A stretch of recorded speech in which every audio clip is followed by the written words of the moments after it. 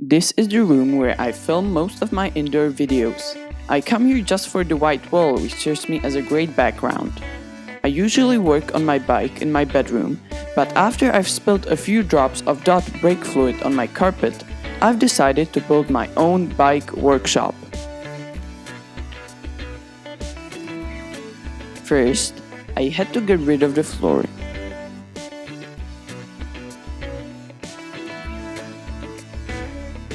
Then, I've swept and vacuumed the room.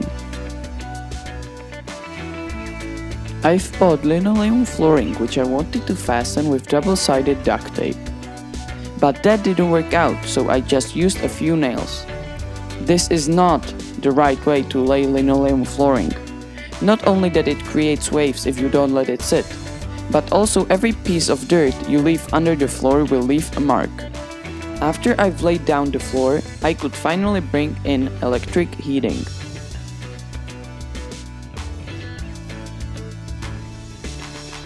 To call it a proper workshop, I had to have a workbench, or at least something what would look like a workbench.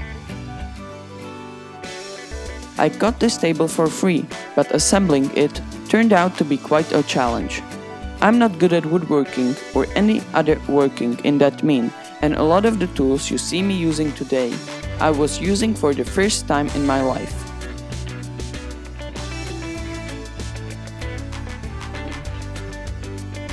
When installing the drawers, I realized one of them was broken. I tried if just one rail would be able to hold it, but it wasn't. I also wanted a proper tool wall. This wooden board had cost me less than $2 because of a dent it had on one side. I tried to saw it off with a handsaw, but it would just take too much time, so I used a circular saw. I laid all my tools out and arranged them so that the tools I use the most often would be in the center, whereas the tools I use less often would be on the edges. I've worked in a bike shop before, so I just copied what I was used to.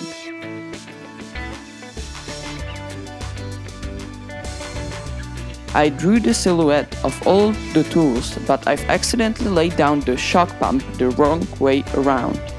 I tried to erase the permanent marker with alcohol, which didn't work out, so I just sanded it off.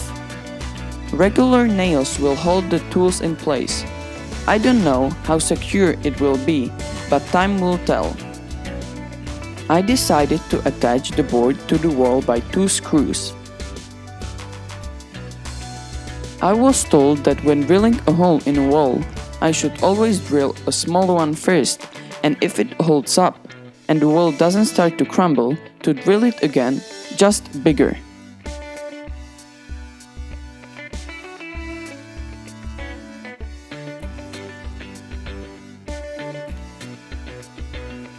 I like to film overhead shots, but it's always hard to accomplish them, and that's why I've built this construction for my GoPro.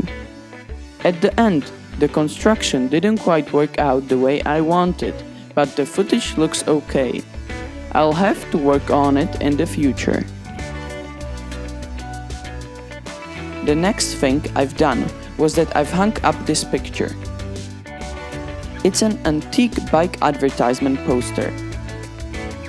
I also drilled this car plate from Eastern Germany to my table, for no practical reason, just to look cool. After that, I cleaned the room.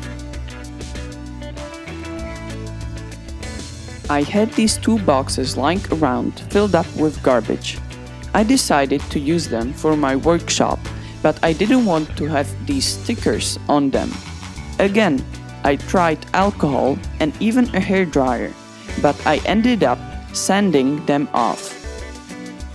I bought this paper roll so I would have a white background for my overhead shots, and later I added this paper towel roll for cleaning.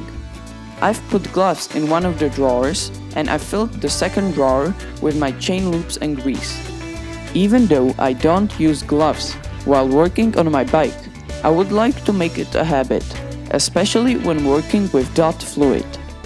This Magura brake smack will hold my markers and pencils. I decided to hang up all of my race plates on the doors. The right door is for enduro race plates, while the left door is for XC race plates. Then I brought my small table for parts and my bike stand in. Next, I filled up the table drawer with old towels and added this lamp to the table. To finish this build, I've put all the tools on the wall. I'm happy how the build turned out. I now have a proper place to work on my bike and make videos. I'm sure I'll add things to the workshop and improve it, especially the overhead construction. I had a great time building this place, and it was the first time in my life I worked on a project like this. Thanks for watching and stay behind your bars.